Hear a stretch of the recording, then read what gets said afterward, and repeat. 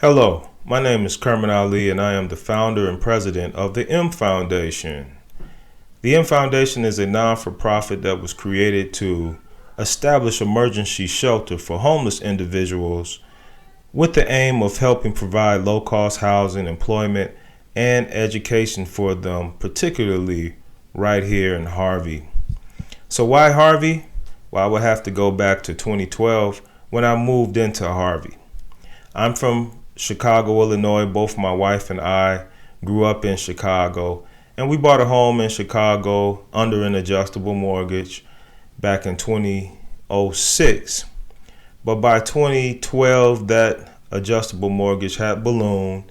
And if you know anything about those times, we went into a depression as a country because of such predatory loans and bank loans and that sort of thing. So the house became so expensive that neither one of us could afford it. So we had to find a way out. And Harvey gave us a way out. And we were able to pay cash for our home. And we've been in this house since we moved in officially in 2013. And Harvey's been really good for us. Since then, we were able to get our teaching certifications. The Harvey school districts were also very instrumental in that. We have to thank Mr. Ratliff at Thornton and Mr. Holmes. I don't believe he's no longer at Thornwood, but he was at the time that we were there serving as the principal. And they both made us house subs, which mean that we made a little bit more, and we were able to go back to school and complete it. And now we're full-time teachers. We're both in the Country Club Hills districts. So going back to 2012 when we first moved in, I met a couple of gentlemen because we moved in what you would call a fixer-upper. Of course, this house wasn't all fixed up and everything, so we had to get in and get some work done to make it the way we wanted it to be. So I couldn't do all of the work on my own and didn't know how to do the work on my own. So I recruited a couple of individuals that I had met on the street, and they introduced themselves to me as squatters. And I didn't know at the time what a squatter was, but I wanted to know where they were coming from, because if they were going to be working with me and inside my home, I needed to know a little bit about them, and particularly where you lived at. And so they walked me around the corner and informed me that they had taken over a couple of abandoned houses and had moved in and with their girlfriends and had turned and got the electricity going and got some heat in there. And the whole story was quite astounding, and what I seen was unbelievable. I didn't know. I mean, I understand. I grew up homeless, but, I had grandma, I had aunties that took us in. So I didn't really see homelessness at this level, but I do understand it. And even though I was surprised, I was sympathetic at the same time.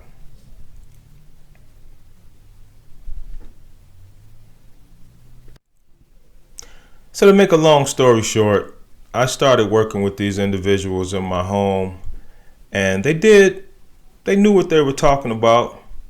They knew the work, they knew how to get the work done, but they had bad habits. They had to drink, they had to smoke, and those things kept the work from getting done in a timely manner. So I tried to talk with them, but hey, these are grown men. I tried to plead with them, but again, these are grown guys. So I finally had to just put the hammer down and say, get out. I can't deal with you guys.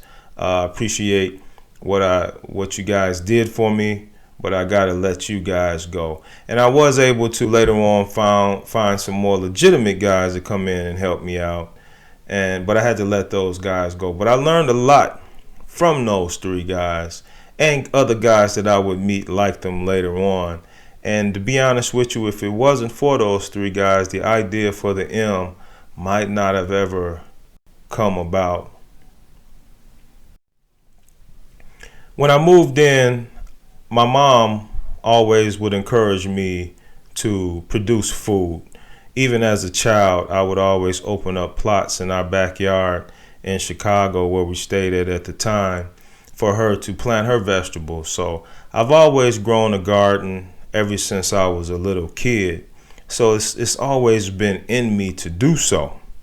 So in the backyard here at my new place here in Harvey, I started a little small garden with some tomatoes and some things like that. And people started riding through the alley and see what I got there, and ask for a tomato or something, or if they were passing by, they would ask, hey, what you got there? Can I get one of those? Can I try it out? Hey, the same guys that I would that I threw out would still come back and holler at me and see how I was doing. But things started coming up missing, and rumors got around the neighborhood. Hey, I seen this one here, in your backyard. I seen that one here passing through your backyard. And of course, I couldn't blame them, but you put two and two together, you get four, So that became a problem.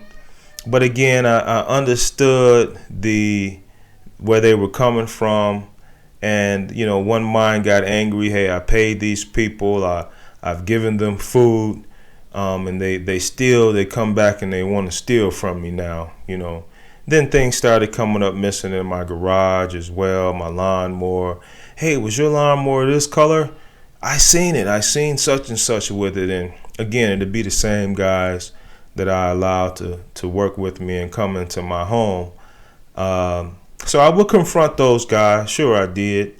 Not directly like and point the finger at them, but just to let them know, that my eyes were open, But then you got to be careful, because you just don't know what levels that people will stoop to. So I had to figure out other ways to address this issue here. We want to be here in Harvey. We definitely want to be comfortable. And now we have a daughter that was born in 2018 that's here with us. And she's born and being raised in Harvey. And we definitely want to create a safe situation and safe environment for her.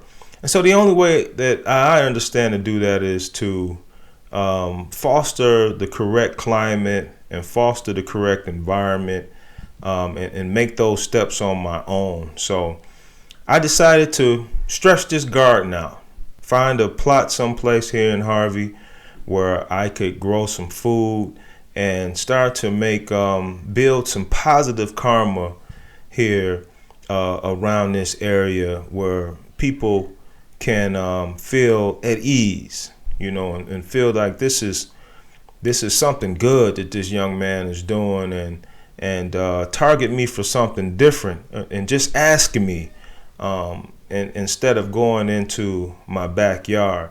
But I wanted to be visible, and I wanted to be out there where people could see me.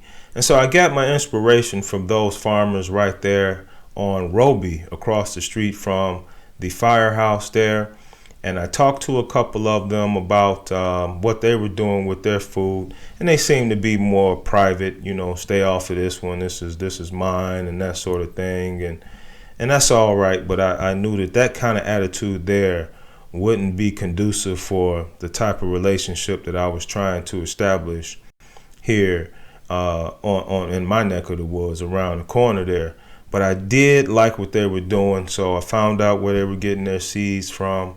Found out, how they were getting water, and I started to duplicate those efforts here, right on the corner here on Sealy, as you can see. So yearly, I grow things like watermelons. I got, of course, you can see there's some cucumbers, but tomatoes, green peppers. And when I threw the first strike at the soil there, I was approached by our alderman, Mr. Key, who of course wanted to know what was going on, what's happening here. And I explained it to him. Hey, I'm just trying to do a good thing. I want to get some food growing, for the community. It's a community garden. And he was all about it, when I mentioned community, and that's what I was trying to do. And he sees me cutting this grass anyway because I keep this area clean. I cut the grass and get the bottles out of there, so he knows that I'm invested into the area, and I'm willing to take care of it and so forth. So he allowed me to continue, and it's been really good. He's been very supportive, and the rest of the community as well. And of course, I've had some people come and vandalize it, and some people come and take more than their share at night. But that's when I started early on. Here recently, I've made myself approachable enough for people to can just come and ask me. So even those same guys that I know were going into my backyard and going to my garage, are comfortable coming and asking me for some food, But the one young man told me he didn't have a refrigerator to put the food in, because again, he's squatting, and that's a problem. I can't help but to be sympathetic to it, and I can't help but to want to extend my reach. So the next conversation that I had with Mr. Key and some of the other stakeholders in the community was, hey, how about setting up a homeless shelter, or a way that we can provide something legitimate for these squatters to stay, where they can have a refrigerator, where they can have a fresh start and some real supports. And that's what the M Foundation, that's the climate in which the M Foundation is established. So the question is, how do we plan to do this? How do we plan on ending homelessness and Harvey? Well, I think the first step, and I really believe the first step, is getting the confidence of the city first, and those powers that be within the city. That's very important moving forward, that we find out what it is that the city leaders want and how we can help address the problems that we're having in our city. And we believe that everything that we need is right here in the community, and the resources are, again, standing and waiting on us to act on them, and partnering up with local agencies, both federal and state and city, and mobilizing those resources that are already present, we think is the first step to making sure that we can provide what our clients need.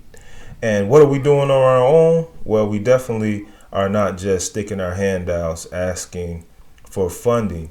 We've established Birth a Garden, which is kind of a spinoff from my garden efforts there. I want to make it more legitimate, so I've started the business here, and with the idea of that we can plug our clients in with the Birth a Garden. I've also started the M Cleaning Services, which is a cleaning business, again with the idea that we can plug our clients in, get them employed with us, and get them moving around, getting some jobs done, creating some extra funding for the M and for their own pockets, but most of all, being visible, doing something for the community, whether it's cutting grass, beautifying Harvey, shoveling snow for Harvey. We want to be an asset to Harvey, and those that come in to our organization, we hope want this second chance in life, and are willing to put some work in and invest in themselves and the city.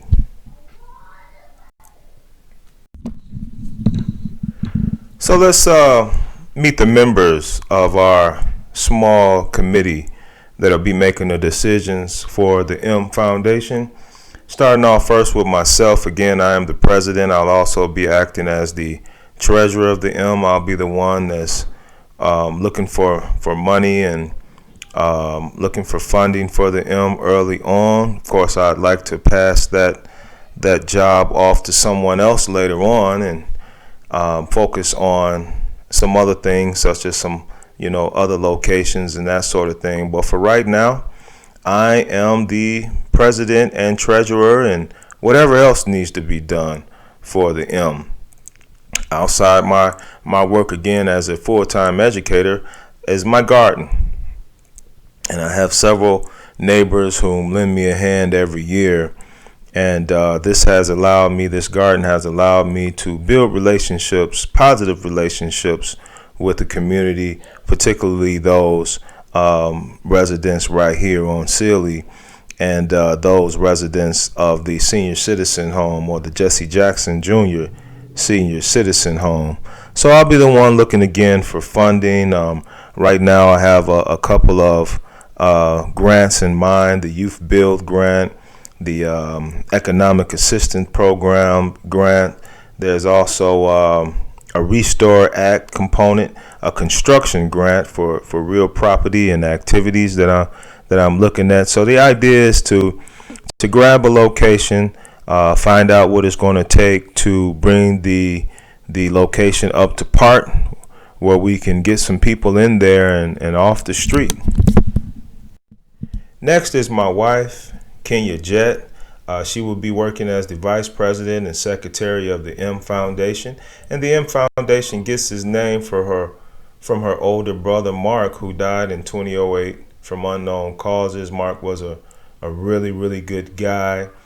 So it's really nice to name our organization in his name, and keep his name alive, because he was quite a good guy, and someone who we can continue to talk about, and keep his honor alive. Again, she's working in the country club school districts, and she's a certified teacher, and she wants to help those clients that participate in our program earn a GED, or get themselves together academically. Next is Benjamin Smith, who's my neighbor a couple of houses down. Ben was one of the first gentlemen who I met when I moved into Harvey, Illinois, and he's been really the best neighbor that anybody could have. He's a very skilled craftsman. He's also helped me get jobs, and I've also worked with him, and he's taken me along with him to learn some things: minor construction, drywalling, painting. He's been instrumental in my gardening efforts as well, because he's hooked me up with his Mexican friends over at the Rancho 57, right off of 149th there, off the 57 highway there. There's a big ranch with horses, and that manure I've been able to get out there on my plants, and I tell you, without that horse manure, you can't really grow things organically, and that's what I'm all about. So he's going to be a very big part of the construction aspect, and getting different projects up to part, so that we can get people in there, and they be able to have a decent space for themselves, a clean space for themselves. So Benjamin Smith, a project manager for the M. Next is Diane Jett, who will be our treasurer. This is Kenya Jett, my wife's mother. All right. Again, she introduces herself as someone who really is sentimental in the creation of this foundation, due to its name, the M Foundation, which is named after her son Mark, who lost his life again in 2008. And she's been a manager all of her life, and she's pretty much been in a leadership position since she started working, and she's also a part of the usher board at J. Claude Allen Church in Harvey Dixmoor, where both my wife and I were married. So she's really looking forward to working with us, and really a good person, somebody who we can definitely trust to lead us in the right direction. And so she's going to be very instrumental in keeping us on the right track. And then it's her husband, Mr. Matthew Sharp. He'll be serving as a project manager. Mr. Sharp has been running his own business now for the past over 20 years.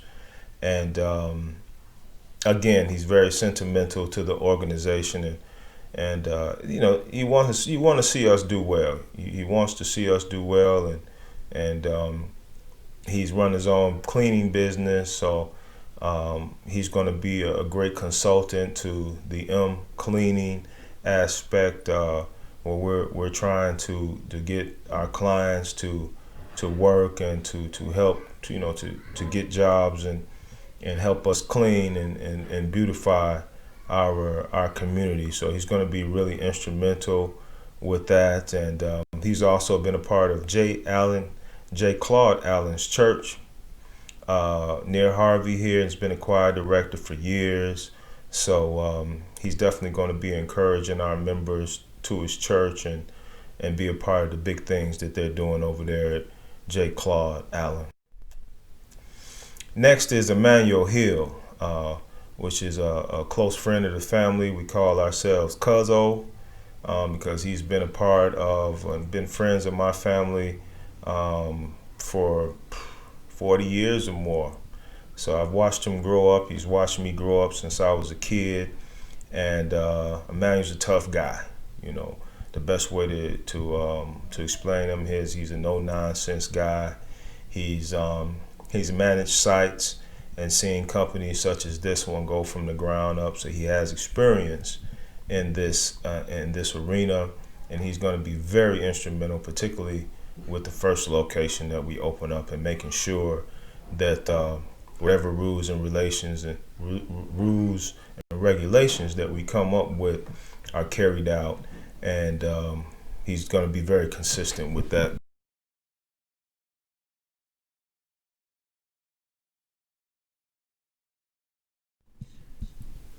Lastly is my mother.